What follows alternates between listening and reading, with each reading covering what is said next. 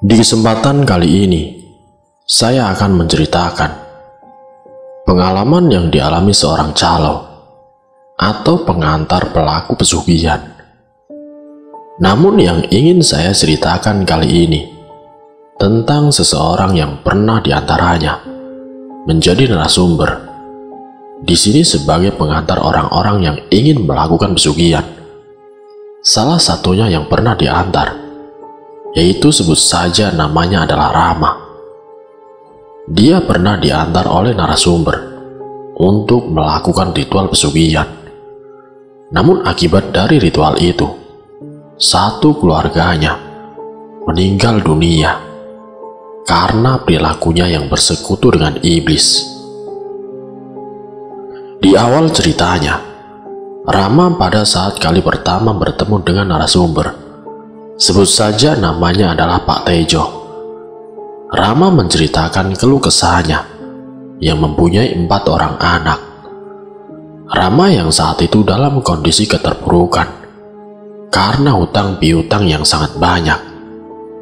Dari mulai hutang kepada rentenir, hutang kepada bank, hutang kepada tetangga, yang membuat mereka setiap harinya selalu dikejar-kejar oleh penagih hutang.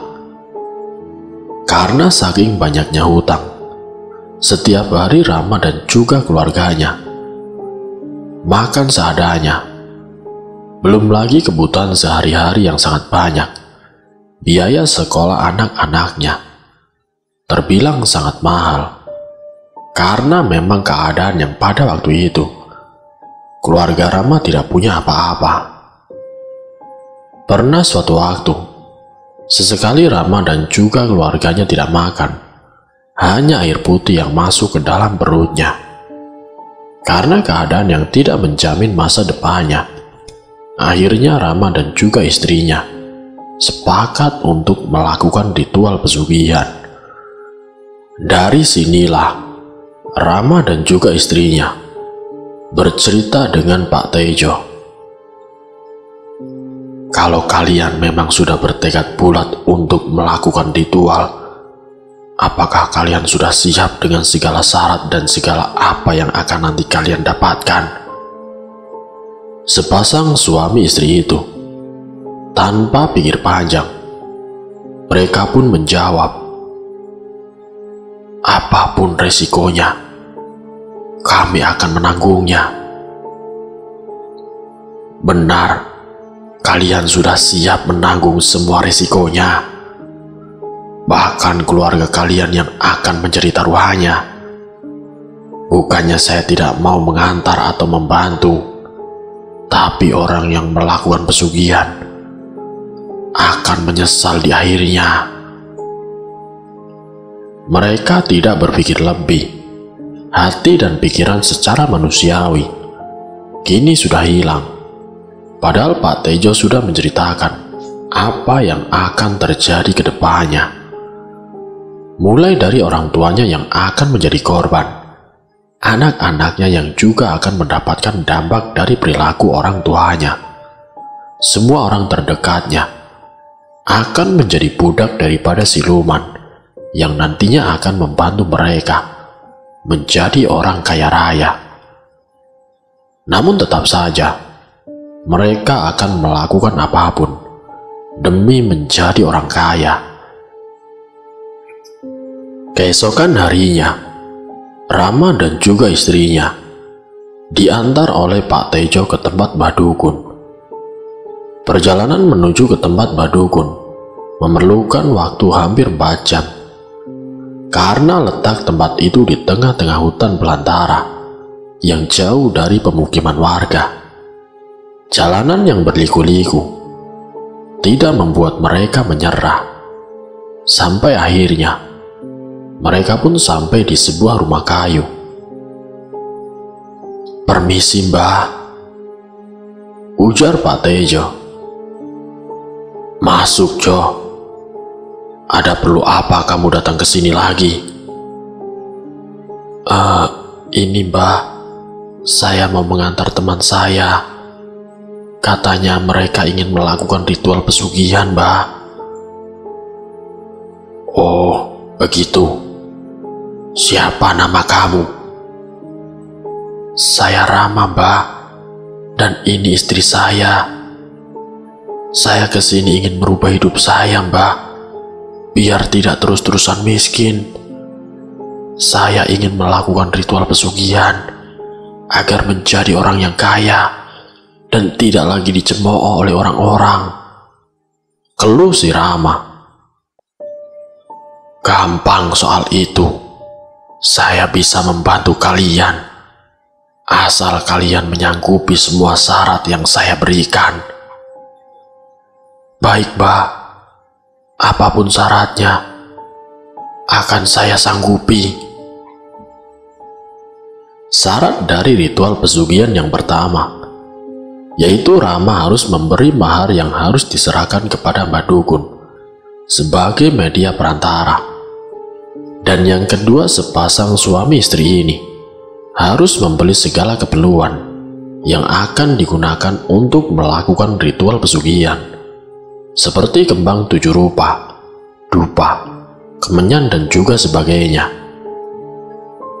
Setelah mereka diberitahu syarat apa saja yang diperlukan, mereka akhirnya pulang kembali ke rumah untuk mempersiapkan segala keperluannya. Dan singkat ceritanya, segala syarat sudah dibeli. Besok paginya sepasang suami istri ini kembali ke tempat Mbah Dukun, diantar lagi oleh Pak Tejo. Permisi, Mbah. Iya, silakan masuk. Ini, Mbah, segala syarat sudah saya beli. Terus saya harus bagaimana lagi, Mbah? Sebelum kalian melakukan ritual, kalian harus mandi kembang 7 rupa terlebih dahulu. Saya sudah menyiapkan di belakang rumah. Dan setelah itu, baru kamu melakukan pertapaan di sebuah ruangan khusus untuk melakukan ritual pesugihan. Saya dan istri saya harus melakukan pertapaan bersama, Mbah. Tergantung. Nanti kamu didatangi sosok yang akan jadi sesembahan pada hari keberapa. Oh, begitu ya, Mbah. Ya sudah, sekarang kita mulai saja. Kamu ke belakang rumah ini. Nanti ada sebuah sumur. Kalian harus segera mandi kembang. Setelah mendengar arahan dari Mbah Dukun, Rama dan juga istrinya langsung bergegas ke belakang, di sebuah tempat di mana ada satu sumur yang menurut mereka keadaannya mencekam. Suara-suara burung yang berkicau, dengan sekelilingnya terdapat pohon yang tinggi dan besar. Mereka segera mandi kembang. Hampir 30 menit, akhirnya mereka selesai mandi dan langsung menghampiri Mbah Dukun. Kalian langsung saja masuk ke dalam ruangan ini. Di dalam ruangan sudah saya siapkan sesaji. Kalian tinggal lakukan apa yang sudah saya ajarkan kemarin, dari mulai baca mantra dan juga lainnya. Kalian harus ingat, jika belum didatangi oleh satu sosok siluman, kalian tidak boleh meninggalkan ruangan ini. Apa kalian paham? Iya, Mbah, kami paham. Sedangkan dengan Pak Tejo, ia meninggalkan tempat dukun itu. Kalau begitu, saya pamit dulu, Mbah. Nanti kira-kira 7 hari lagi saya kesini, ujar Pak Tejo. Selama Rama dan juga istrinya melakukan ritual, hari ini tepat di mana 7 hari 7 malam. Pada saat tengah malam di mana suasana sangat sunyi, mereka berdua didatangi oleh Raja Siluman atau Raja Iblis yang akan memberikan kekayaan untuk mereka berdua. Namun untuk mendapatkan kekayaan itu, ada beberapa tata cara yang harus mereka lakukan untuk mendapatkannya. Wahai manusia, segala keinginanmu akan saya penuhi jika kamu bersujud di hadapanku. Kalian harus patuh dengan kami, dan setiap tahunnya kami meminta tumbal dari salah satu keluarga dekatmu, ujar sang siluman. Mendengar ucapan dari sosok siluman itu, Rama dan juga istrinya tanpa pikir panjang langsung bersujud dan meminta agar dirinya menjadi orang kaya raya. Bagus, kalian sudah menuruti apa keinginanku. Seketika itu juga, sosok siluman itu menghilang entah kemana. Rama dan juga istrinya sudah benar-benar terjerumus ke lembah kesesatan. Hati dan juga pikiran yang selayaknya manusia kini sudah sirna.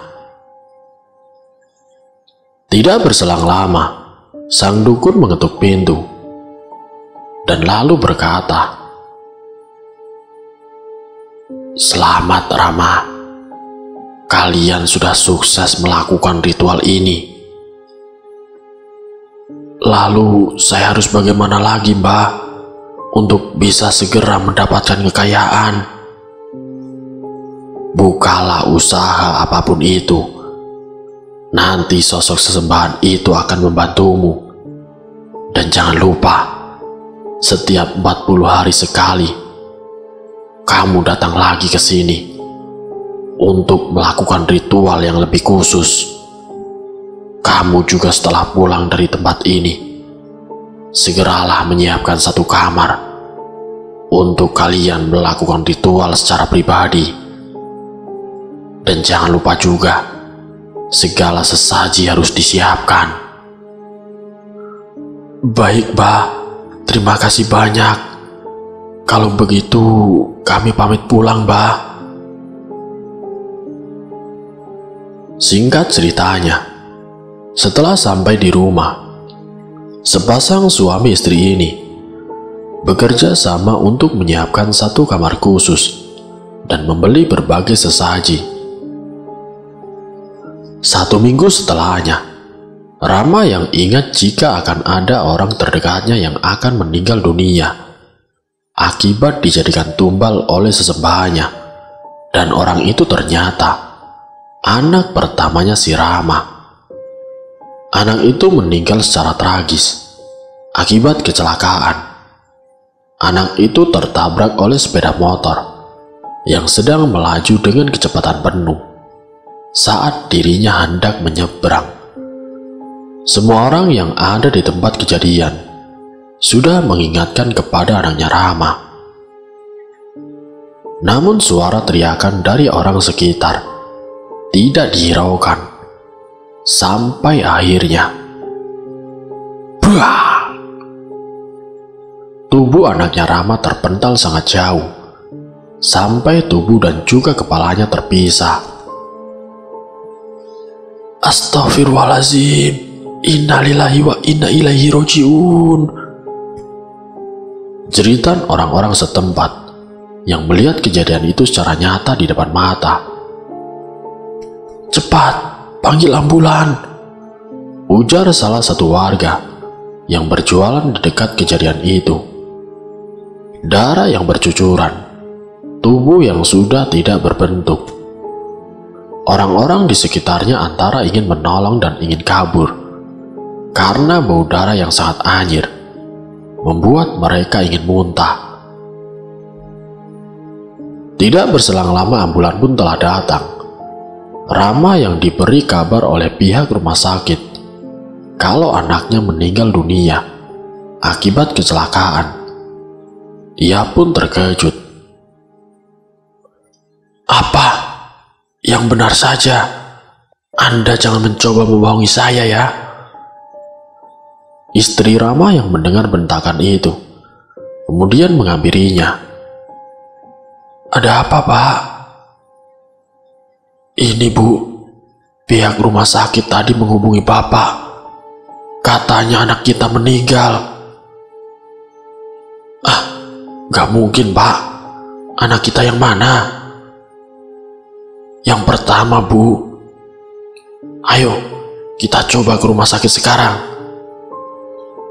Sepasang suami istri itu segera ke rumah sakit, meninggalkan dagangannya.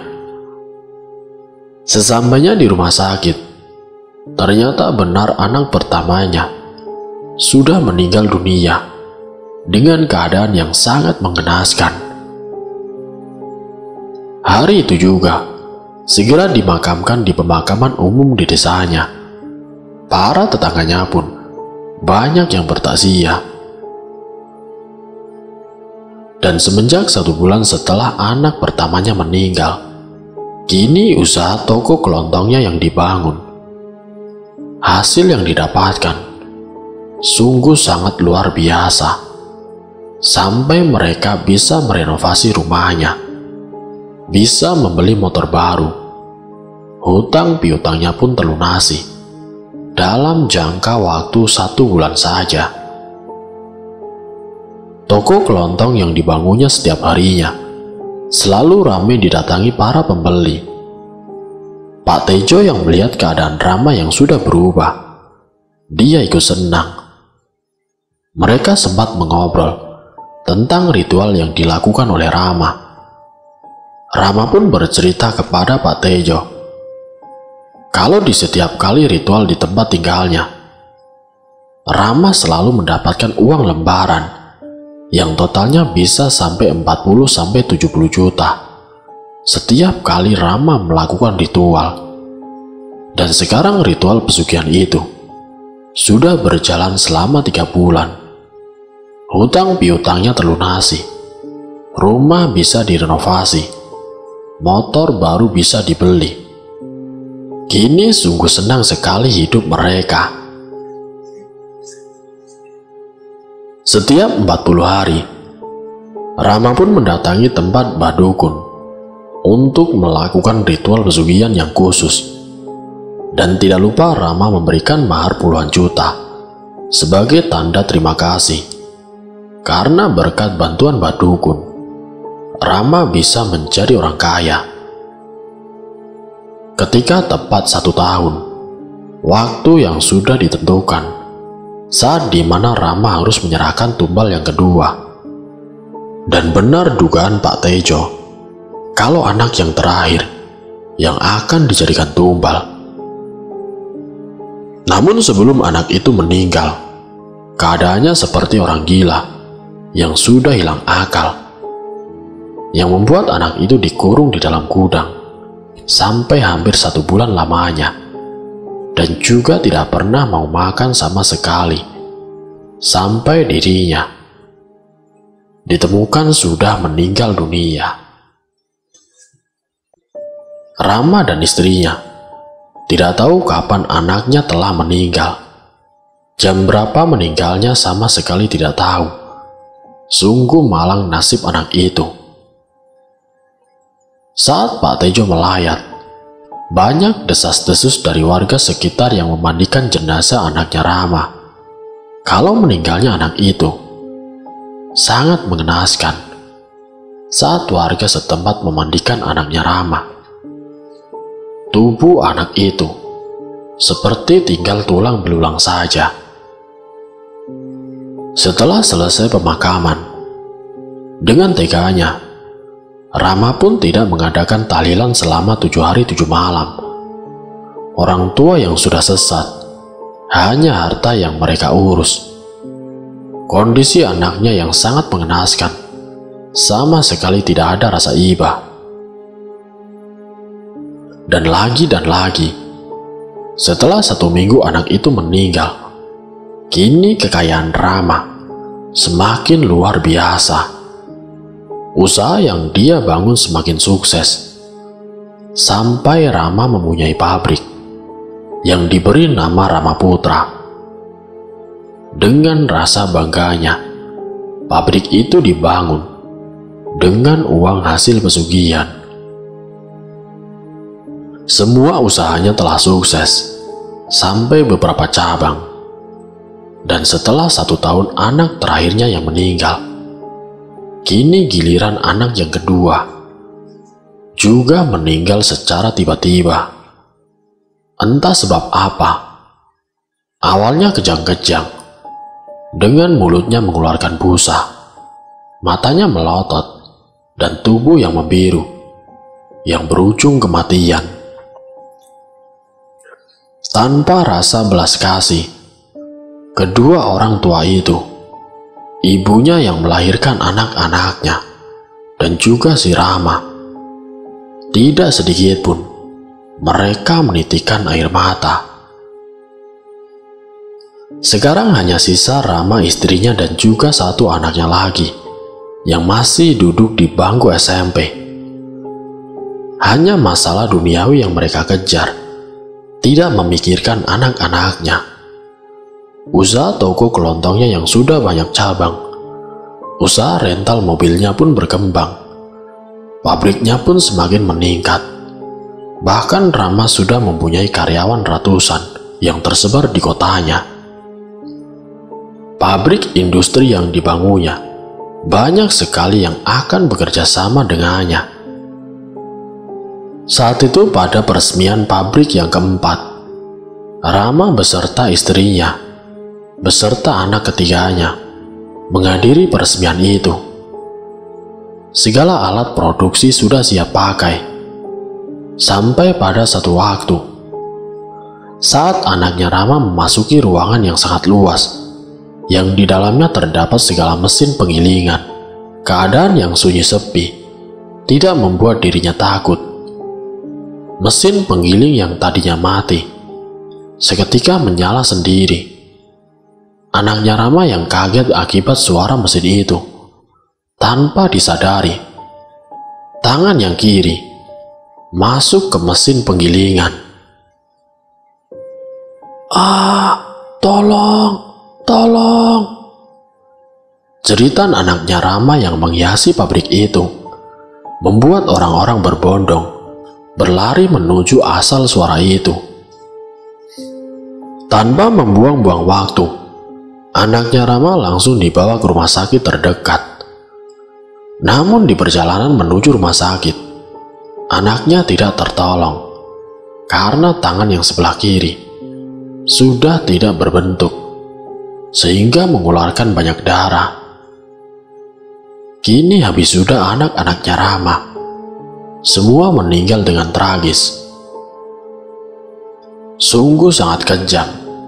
Sepasang suami istri itu tidak merasa kehilangan. Yang ada di pikiran mereka hanyalah uang, uang dan uang. Singkat ceritanya, di tahun berikutnya, kejadian yang tidak pernah dibayangkan oleh Rama kini terjadi juga, bahwa istrinya juga ikut meninggal dunia. Awalnya istrinya meminta dibelikan mobil untuk dirinya sendiri. Namun baru beberapa hari dia belajar menyetir, istrinya Rama nekat mengendarai mobil itu sendirian ke arah jalan raya, entah mau pergi kemana. Naasnya istrinya Rama mengalami kecelakaan dengan menabrak truk kontainer. Karena saat itu dari hasil TKP menurut polisi, mobil istrinya Rama keluar jalur, yang akhirnya bertabrakan dengan truk kontainer. Kondisi mobil sedan yang baru dipakai sampai masuk ke bawah kolong kontainer, yang membuat istrinya Rama terjepit di antara badan mobil dan truk. Pak Tejo yang mendengar kamar tersebut menyimpulkan, bahkan menyadari kalau semua yang terjadi kepada keluarga Rama itu adalah akibat ulahnya sendiri yang bersekutu dengan iblis. Semua anggota keluarga telah sirna akibat ulahnya sendiri yang telah bersekutu dengan iblis. 3 bulan setelahnya, Rama pun datang lagi ke tempat Pak Tejo, menceritakan bagaimana kondisi dia selama ini yang sudah tidak mempunyai keluarga satupun. Rama mendatangi Pak Tejo karena dia ingin menghentikan perjanjian dengan sesembahannya yang sudah 5 tahun lebih memberikan Rama kekayaan. Namun Rama ingin bertobat. Dia menyesali apa yang sudah dilakukan, walaupun dengan segala kemewahan kekayaan yang dia miliki. Tapi seluruh keluarganya, dari istri dan juga keempat anaknya, telah meninggal dunia. Tidak mungkin bisa hidup kembali. Penyesalan itu sempat disampaikan kepada Pak Tejo dengan tangisan dan juga kekecewaan. Tapi semua itu sudah terlambat. Ketika Rama diantar lagi oleh Pak Tejo untuk menemui Mbak Dukun, sayangnya Mbak Dukun itu sudah angkat tangan karena sudah tidak bisa dikembalikan. Seperti Anda membeli sesuatu yang tidak bisa ditukar kembali. Tinggal tunggu waktunya. Sesuatu yang kamu beli itu akan sirna. Ketika Mbak Dukun mengatakan hal seperti itu, yang disaksikan oleh Pak Tejo, Rama pun berusaha mencari cara lain. Lewat kekayaannya, ia mendatangkan orang-orang sakti, paranormal, para dukun. Tapi tetap saja, dia tidak bisa meloloskan dirinya dari jerat pesugihannya sendiri. Kini Rama sudah pasrah, tidak tahu harus bagaimana lagi. Setengah bulan lamanya, Rama tidak keluar dari rumah mewahnya. Tetangga sekitar pun sempat bingung, karena Rama yang biasanya kesana kemari. Tapi semenjak keluarganya meninggal, tidak pernah menambahkan batang hidungnya. Sampai ada salah satu tetangganya yang mencium aroma busuk, yang membuat tetangga atau orang sekitar melaporkan kepada Pak RT kalau rumah mewah yang dihuni oleh Rama tercium bau bangkai yang sangat menyengat, yang mengganggu aktivitas para warga. Pak RT dan juga beberapa warga mencoba untuk menyelusuri apa yang sebenarnya terjadi di dalam rumah mewah itu. Diketuknya pintunya, tidak ada sahutan sama sekali. Akhirnya salah satu warga mendobrak pintu rumah Rama. Bau busuk langsung tercium. Setelah ditelusuri, ternyata Rama ditemukan dengan keadaan leher yang hampir putus, sampai darahnya membasahi lantai. Namun darah itu sudah banyak yang mengering, dan juga banyak lalat yang mengerubungi tubuh Rama. Pak RT yang melihat kondisi Rama yang sangat mengenaskan, langsung menghubungi pihak berwajib untuk melakukan tindak lanjut.